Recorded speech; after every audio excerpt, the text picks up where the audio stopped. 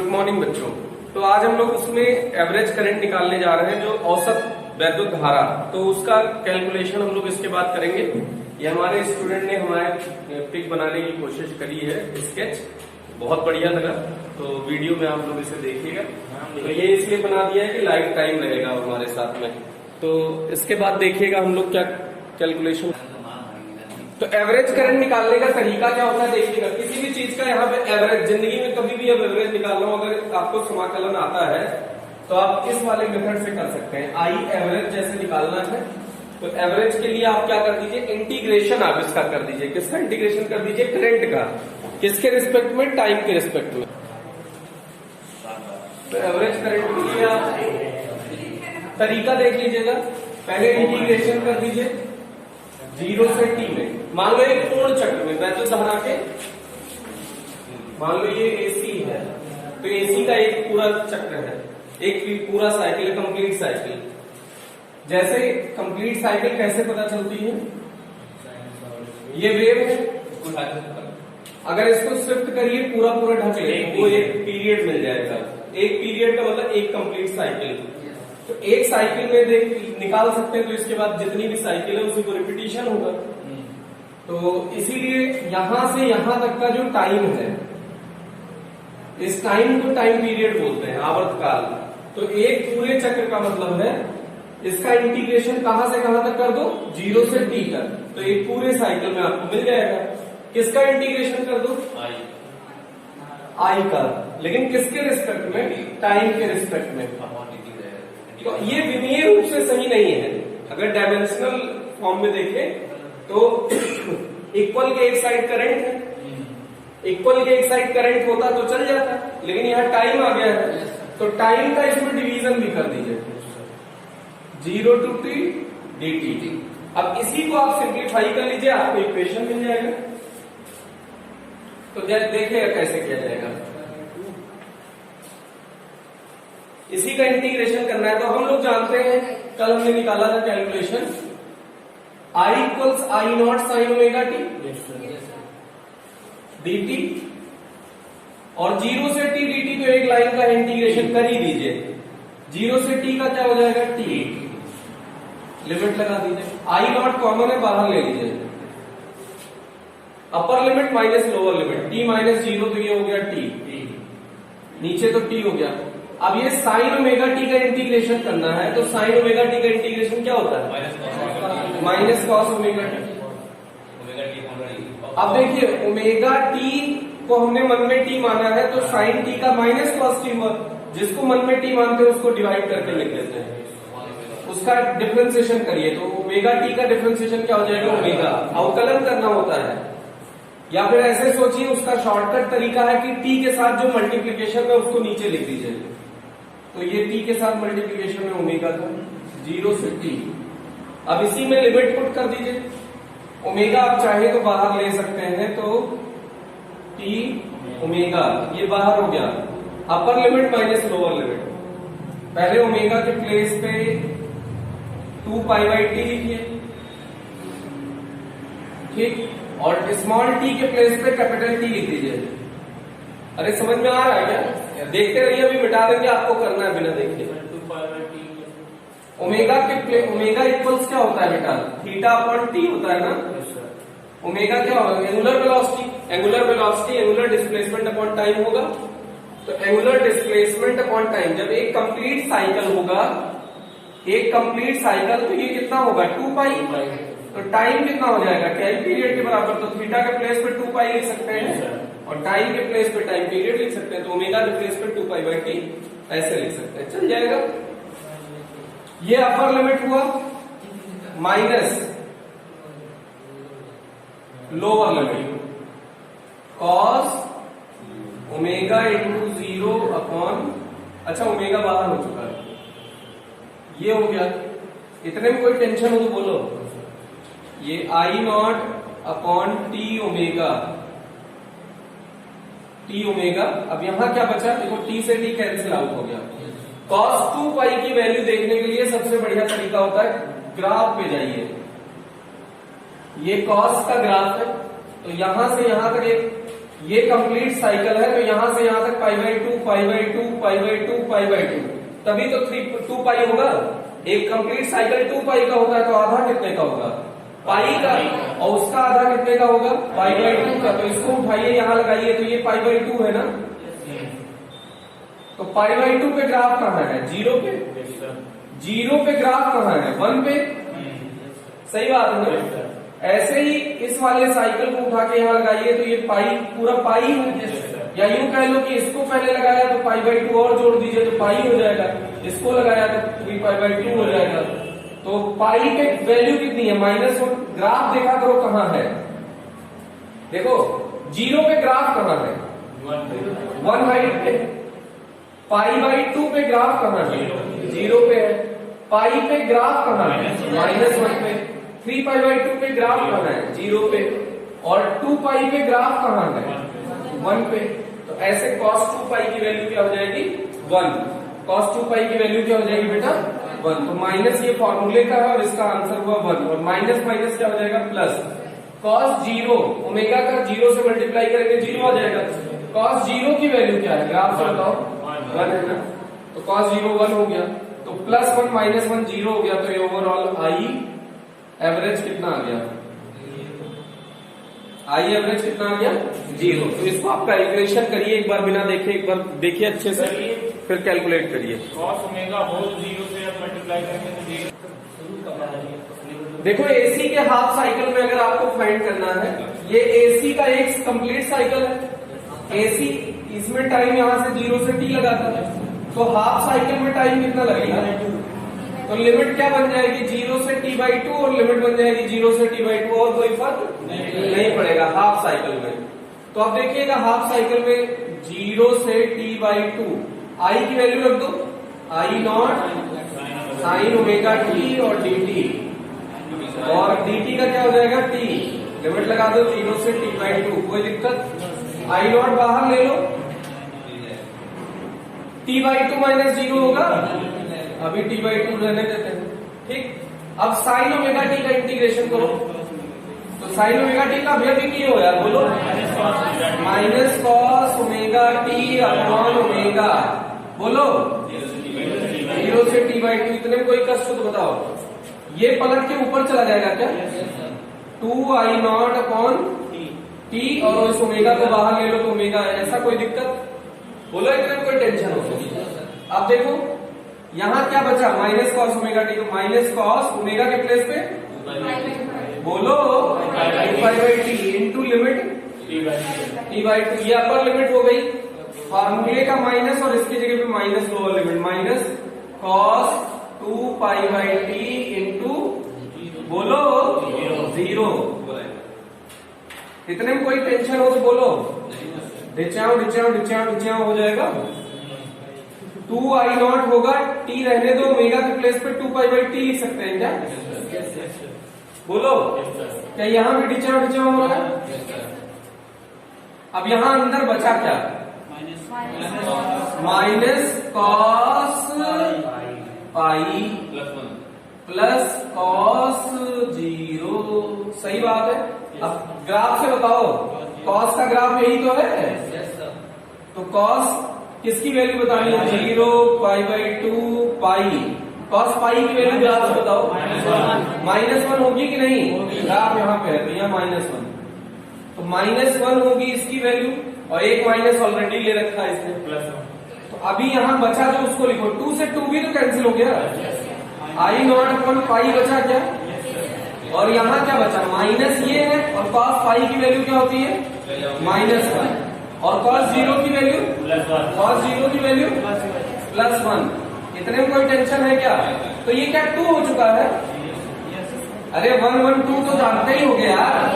कुछ लोग बुरा कर रहे हैं, अभी जोड़ रहे हैं लाइन खींचने की। 1 2 ऐसे जोड़ तो नहीं रहो, लतियाएंगे, दिमाग ठंडा हो जाएगा। ऐसे उल्टा सीधा काम करोगे तो क्या तुम साथ साथ छाप रहे हो? छापे नहीं कर दीजिए। तो क्या लिख रहे थे? अच्छा, जो लाइन खींच रहे थे क्या? तुम बाद में वो हिंट के लिए जुगाड़ बिठा रहे हो, तुम जान रहे हो। तो ये 2/5 हो गया इंटू I0। जब इसको सिंप्लीफाई करेंगे तो ये बेटा आएगा, रट लीजिए 0.637 आई नॉट। 2/पाई को जब सॉल्व करेंगे तो कितना आ जाएगा 0.637 आई नॉट। तो हाफ साइकिल में कितना हो जाएगा ये देखिएगा, सॉरी ये कितना हो गया आई इक्वल्स आई एवरेज कितना हो गया बेटा, आई एवरेज कितना हो गया बोलो 0.637 आई नॉट। ये फर्स्ट हाफ साइकिल में है, किसमें है फर्स्ट हाफ साइकिल में। सेकेंड हाफ साइकिल में ऐसे निकालेंगे लेकिन वो मान सेम आएगा लेकिन वैल्यू ऋणात्मक आएगी। अरे सही बात नहीं, द्वितीय अर्ध चक्र में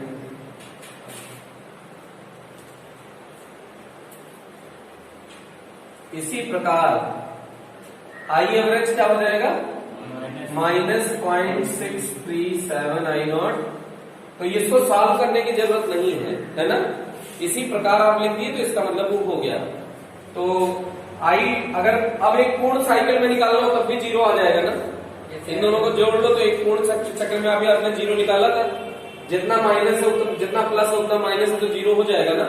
इसका मतलब हमने जो पिछला कैलकुलेशन किया है उससे ये मैच कर रहा है, तो ये वाला भी सही है।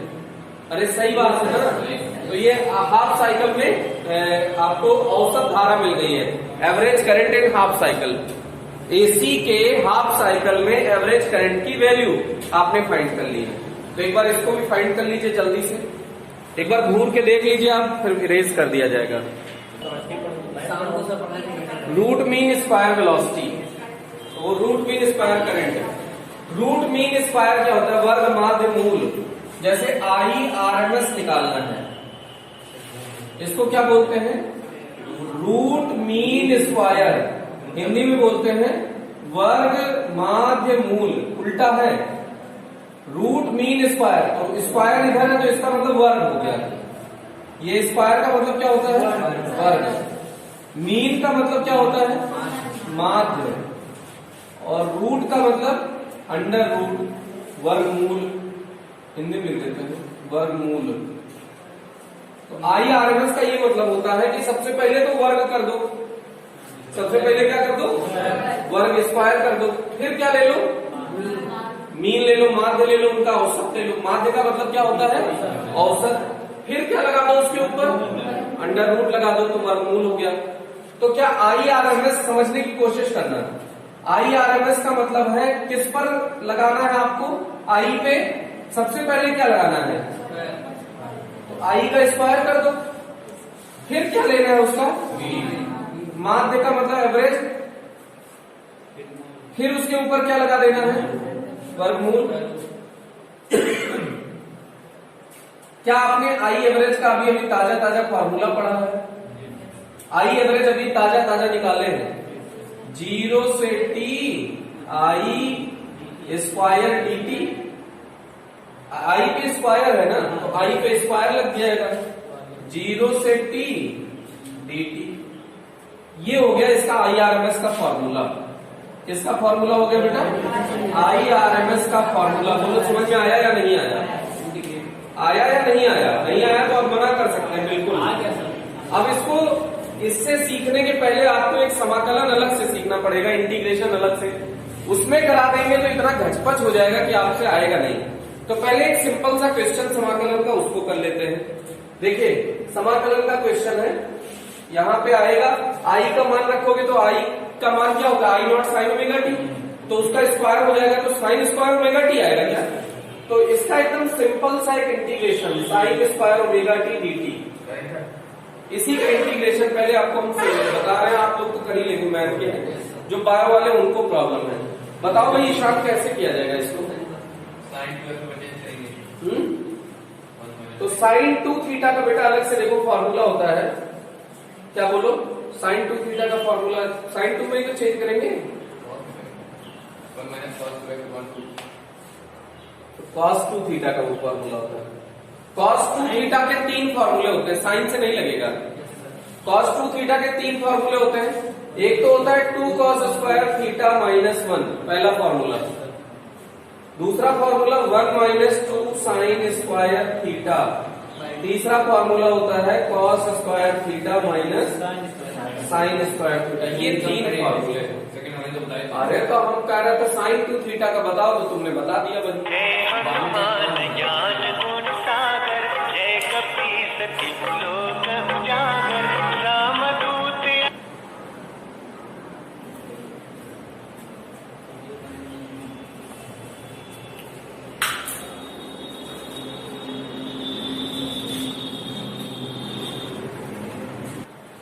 तो साइन स्क्वायर ओमेगा टी का 3 फार्मूला होता है भैया कॉस 2 थीटा का, जिसको आपको याद करना पड़ेगा।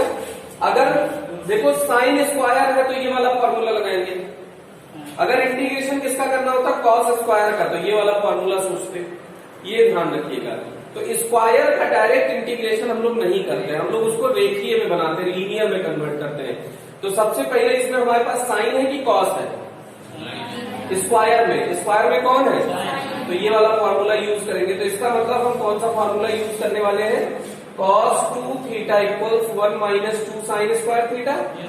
तो 2 साइन स्क्वायर थीटा इधर ले आइए, तो ये क्या हो जाएगा 1 माइनस cos 2 थीटा, और 2 यहां से गुणा से बटे में लाएंगे तो ये भाग में हो जाएगा क्या, अरे हो जाएगा क्या, अरे तो हम क्या तो नहीं यही कहते, लेकिन हमने पूछा साइन 2 थीटा का फार्मूला बताओ, तो तुमने बता दिया 1 माइनस cos 2 थीटा अपॉन 2।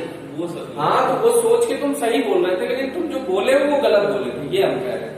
आप सोचे क्या हो ये हम थोड़ी पूछ रहे हैं, तुम्हारे मन में क्या चल रहा है इससे हमको मतलब नहीं। हमने जो क्वेश्चन पूछा उसका जवाब आपका गलत है, ये बता रहे थे। रिजल्ट तो आपने सही बोला था कि यहाँ इसको रिप्लेस इसी से कर देंगे। तो ये जैसे मैथ वालों ने डायरेक्ट रट लिया है कि अब जब भी इसको मतलब हम समझ रहे हैं कि बैल हो क्या भाई, एक बार सीखा दोबारा रट लिया, कहने का ये मतलब है कि एक बार इन्होंने समझ लिया, फिर अब उसके बाद कभी भी ये साइन स्क्वायर देखते हैं तो ये खट से उठा के 1 माइनस cos 2 थीटा अपॉन 2 रख देते हैं। फिर उसमें ये लोग टेंशन नहीं लेते कि मतलब पहले फॉर्मूला लगाए, सिंप्लीफाई करें, ये करें वो करें। और यहाँ थीटा के प्लेस पे अपने पास क्या है ओमेगा टी। अब जरा फॉर्मूला बोलना इसका, लिमिट भी लगा देते हैं जिससे थोड़ा सा और बढ़िया हो जाए। 0 से t बोलो 1 minus cos 2 omega T upon 2 dt। ये अलग से सिखा रहे हैं, अभी वहां पे जरूरत पड़ेगी। तो देखो 0 से t रहने दीजिए, 1/2 बाहर ले लीजिए, सही बात है नहीं, ये 2 बाहर ले लीजिए, इसका तो समाकलन करेंगे नहीं। 1 का समय के सापेक्ष क्या हो जाएगा, समाकलन करिए तो समाकलन का चिन्ह हटा दीजिए। तो ये 1 का हो गया t, और cos 2 ओमेगा टी का क्या हो जाएगा, माइनस फॉर्मूले का पहले लगा दो, और cos थीटा का समाकलन क्या होता है plus sine theta minus sine theta plus sine theta. आता है याद वाला कुछ नहीं है, उधर लोग झूठे ही। cos का क्या हो जाएगा साइन, और थीटा के प्लेस पे यहाँ पूरा क्या लिखा, इसको पूरे को मन में t मान लो, इस पूरे को मन में क्या मान लो t। तो cos t का हो गया साइन t, cos t का साइन t, और t के साथ गुणा में कौन लिखा है खाली ओमेगा की 2 ओमेगा, तो इस बार 2 ओमेगा से डिवाइड करेंगे। अरे चल जाएगा सर, इतने में कोई टेंशन हो तो बोलो। अब 1/2 रहने दीजिए, लिमिट लगा दो, अपर लिमिट t के प्लेस पे t रखो, क्या रखो t के प्लेस पे t, और यहां देखो माइनस साइन 2 ओमेगा के प्लेस पे 2π/t लिख सकते हो, और t के प्लेस पे t लिख सकते हो, अपॉन में 2 ओमेगा लिख सकते हो। ये तो हुआ अभी अपर लिमिट मात्र। अब इसके बाद इसको एक ब्रैकेट में रखे माइनस लोअर लिमिट, t के प्लेस पे 0 माइनस साइन 0 अपॉन 2 ओमेगा, यही तो आएगा। अरे t की जगह 0 रखोगे तो ये पूरा 0 हो जाएगा ना। अभी तक कोई टेंशन हो तो बोलो। अब 1/2 रहने दिया, t रहने दिया, माइनस इसका बताइएगा t से t साइन 4π।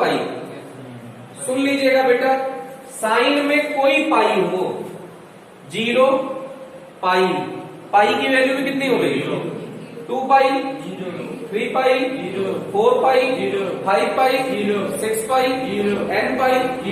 कोई भी साइन में पाई आता है तो उसकी वैल्यू क्या करेंगे 0। तो ये हो गया 0। जो तुम मैथ पढ़ रहे हो ना वो हमने पढ़ा के छोड़ दिया, इसलिए आप टेंशन ना लें। जीरो और जी माइनस माइनस प्लस हो जाएगा और साइन जीरो हो जाएगा ना ये, तो साइन जीरो की वैल्यू क्या हो जाएगी? Zero. Plus zero minus zero में जीरो कॉमन हो जाएगा, नहीं हो जाएगा? इसमें कॉमन अगर ले लिया जाए तो गलत हो जाएगा। क्या कॉमन है? अगर हम जीरो कॉमन ले लें गलत हो जाएगा। इसमें से जीरो में से 2 जीरो है हमारे पास, इसका मतलब कुछ है ही नहीं, कॉमन नहीं है। कॉमन ले लें तो गलत हो जाएगा। हमारा तो क्वेश्चन ये है, नहीं होगा। क्या है सर? अगर हम कॉमन ले लें तो गलत हो जाएगा। कॉमन ले लें। इन दोनों जीरो में से एक जीरो अगर हम कॉमन ले लें तो गलत हो जाएगा। मेरा क्वेश्चन जो है ही नहीं, कॉमन नहीं है। कुछ कैसे नहीं है, जीरो साथ साथ बन रहा है भैया। तो मिटा देंगे हम क्या? नारे मिटा दे, ऐसे कोई मिटाना होता तो यही शुरू से मिटाते हुए चलते। मेरा कुछ कॉमन है नहीं। मतलब ले ले तो गलत हो जाएगा। हम तो ये क्वेश्चन पूछ रहे हैं, मैथ के स्टूडेंट यहाँ पे हैं। कॉमन नहीं कहाँ पे? दोनों जीरो में से एक जीरो कॉमन लेने जा रहे हैं, बताओ और कहाँ पे लिखेंगे लेने के बाद? इसके बाद लिखेंगे ना, पहले ये बताओ। हम जीरो यही कॉमन लेंगे, बताओ गलत हो जाएगा सही? तो वही ना, तो गलत हो जाएगा कि सही? गलत होगा।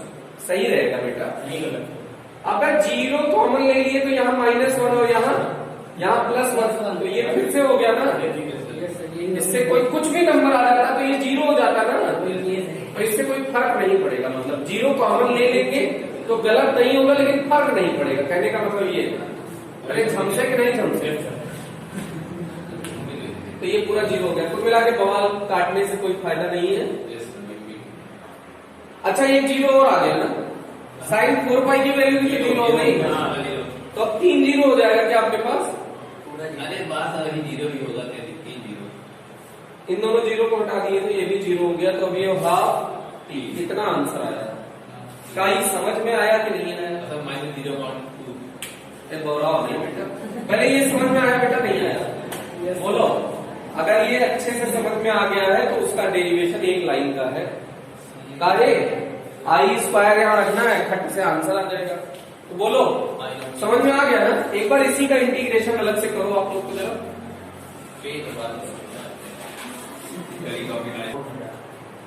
तो सुनिए, इसके बाद हम लोग IRMS निकालने जा रहे हैं। देखिए IRMS अभी तो एक इंटीग्रेशन सीखे हैं करिए।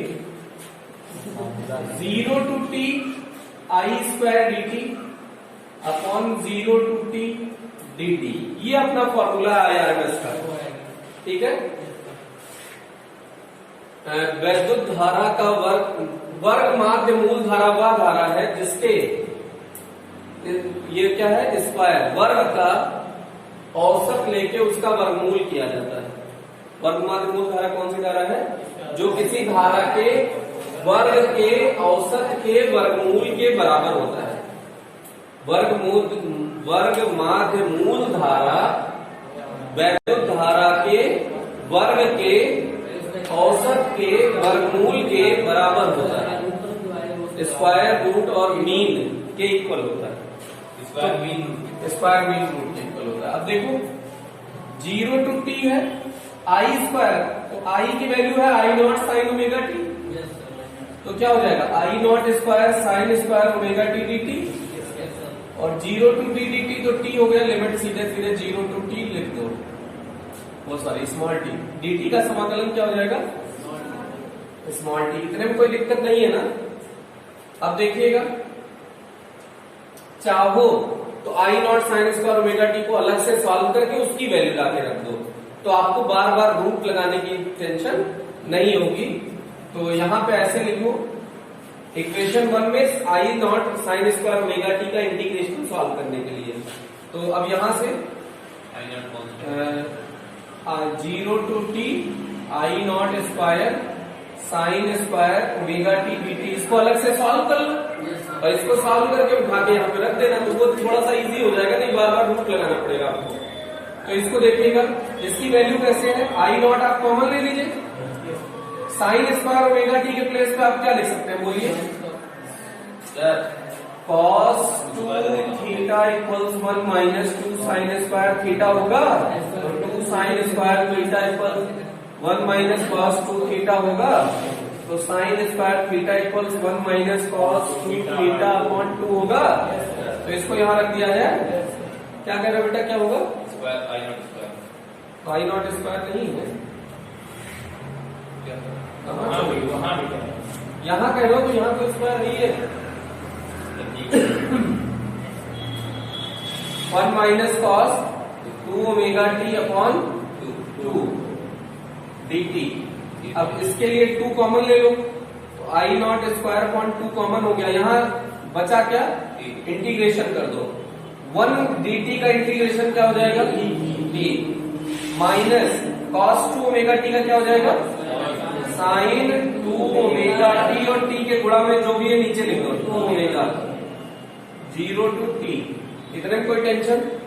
अब इसको ऐसे लगाइए, I naught square upon 2 upper limit minus lower limit T minus sine 2 pi by T into capital T upon 2 omega. ये हुआ अपर लिमिट, ये क्या हुआ माइनस फॉर्मूले का लोअर लिमिट। जहां जहां टी देखो वहां 0 रखो, 0 minus sine 2 pi by T into 0 upon 2 omega. अब इसको क्या लिख सकते हो बोलो, आई नॉट स्क्वायर अपॉन 2, ये हुआ टी, और ये हुआ साइन 4 पाई। साइन 4 पाई की वैल्यू क्या होगी, 0। साइन किसी भी पाई की वैल्यू 0 होगी, मतलब किसी का मतलब कंप्लीट मल्टीपल होना चाहिए। 1 पाई, 2 पाई, 3 पाई, कंप्लीट मल्टीपल भी इंटीग्रल मल्टीपल ही होता है। तो इसका 0 की वैल्यू तो 0 रहेगी ही, और यहाँ पे ये भी हो गया 0 होगा, तो साइन 0 की वैल्यू फिर से 0 होती है। तो ये सब 0 सब हट गया, तो यहाँ t बचा ना, तो I naught square upon 2 into T. यही तो आंसर आया प्राप्त मान समीकरण 1 में रखने पर। प्राप्त मान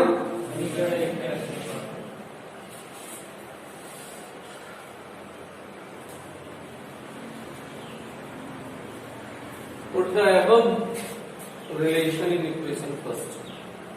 IRMS equals root of 0 to t के प्लेस पे क्या लिखे बताओ।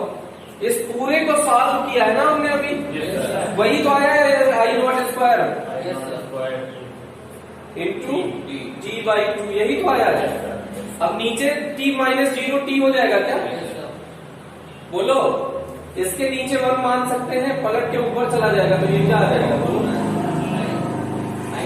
आई naught square T upon 2t। T से टी कैंसिल आउट हो गया, स्क्वायर बाहर आ जाएगा, आई नॉट बाहर आ गया, √2 आई RMS। समझ में आया।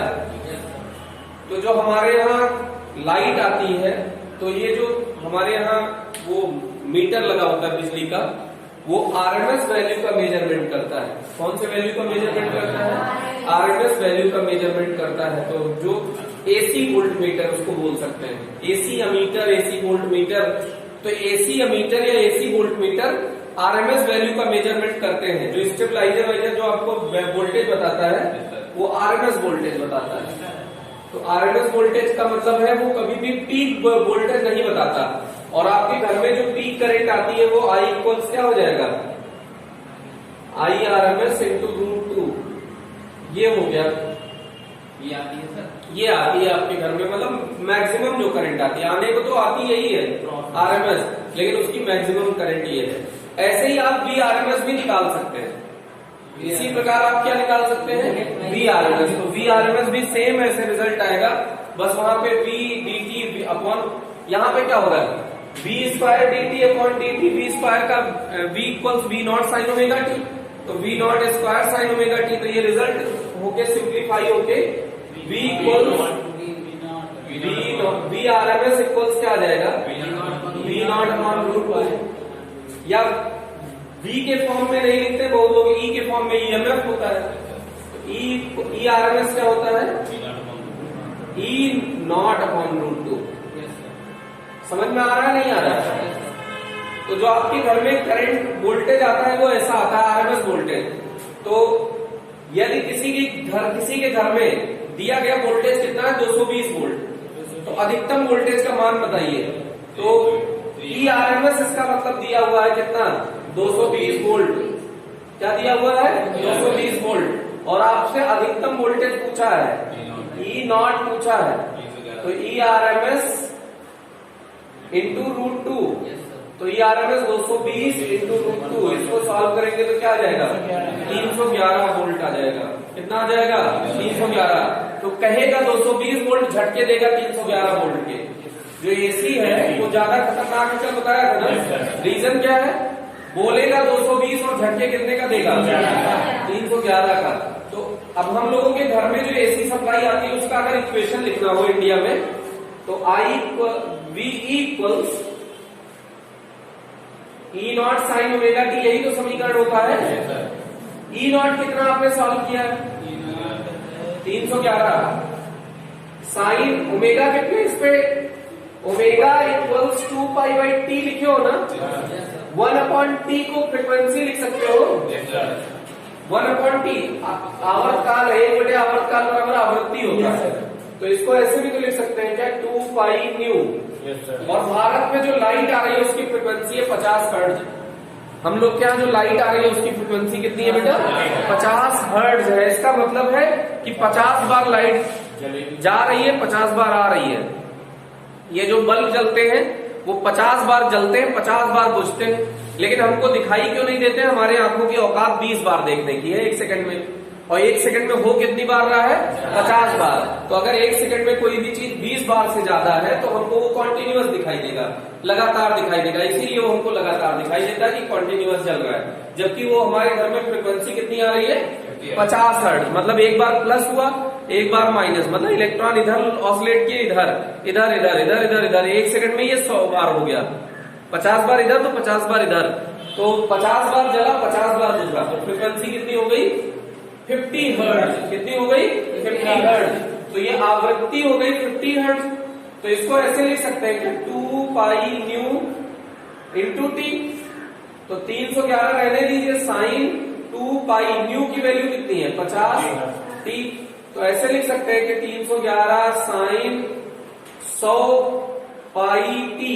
और ज्यादा सिंप्लीफाई करना है तो पाई की वैल्यू 3.14 रख दो, तो कितना आ जाएगा 311 साइन 100 इंटू 3.14 टी। तो 311 साइन 314 टी। फ्यूज तो नहीं हो गया जी, आया कि नहीं आया, आ गया क्या। तो हम लोग के यहाँ पे जो ईएमएफ आ रहा है ERMS, अगर कोई कहे उसका इक्वेशन लिखो तो ऐसे लिख सकते हैं क्या, अरे बोलो लिख सकते हैं कि नहीं लिख सकते हैं। तो ये एसी का इक्वेशन जो हमारे घरों में आ रहा है, ये डेरिवेशन यहीं तक था। नहीं कोई लोग सोच रहे ये भी डेरिवेशन का पार्ट है। डेरिवेशन ये हो गया बेटा I not equals IRMS into root two. इसी तरह से VRMS भी क्या हो जाएगा V not upon root two. तो V नॉट क्या हो जाएगा, V नॉट लिखो, V लिखो या E लिखो, तो हमने ERMS बराबर E not by root two. तो अगर E नॉट निकालना है तो ERMS अगर आपके घर में इतना दिया है, यहीं पे E नॉट भी निकाल सकते हैं। E नॉट इक्वल्स क्या होगा ERMS इंटू रूट टू। ये फॉर्मूला आपके बोर्ड में 1 नंबर पे 101% आना है, 100%। यूपी बोर्ड में ज्यादा चांस है, मतलब CBSE में हो सकता है आ जाए, हो सकता है ना आए, लेकिन इससे रिलेटेड चीज जरूर आएगी। ऐसे आएगा कि प्रत्यावर्ती वोल्टता का मान 220 वोल्ट है। क्या क्वेश्चन रहेगा, प्रत्यावर्ती वोल्टता का मान, प्रत्यावर्ती मतलब एसी वोल्टता का मान 220 वोल्ट है। तो अधिकतम वोल्टता का मान ज्ञात कीजिए। क्या ज्ञात कीजिए, अधिकतम वोल्टता का मान ज्ञात कीजिए। तो E not equals ERMS into root two. ये फॉर्मूला लगाएंगे, ERMS 220 दिया है इंटू रूट टू, तो 311 वोल्ट एकदम रटा होना चाहिए, चिपका देना है हमको। समझ में आया कि नहीं आया। तो ये इसको एक बार अच्छे से कर लीजिएगा। तो आज के लिए इतना ही रखते हैं। Thank you.